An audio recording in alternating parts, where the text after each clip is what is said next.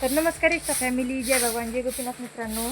तर मित्रांनो बघा, आता आभाळ थोडं काय म्हणते त्याला, थोडं बिघडीत झालेलं आहे. कारण आता पावसाचं वातावरण झालेलं आहे. बघा खूपच आभाळ आलेलं आहे, विजा पण खूपच चमकत आहेत. मला माझा बर्थडे सेलिब्रेट करायचा होता, पण या पावसामुळं मला आता माझा बर्थडे पण सेलिब्रेट करता नाही येणार.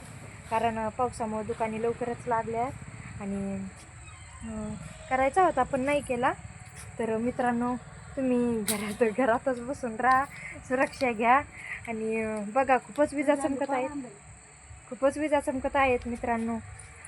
आता पावसाची 4-5 मिनिटात पाऊस येण्याची शक्यता आहे वाटतंय.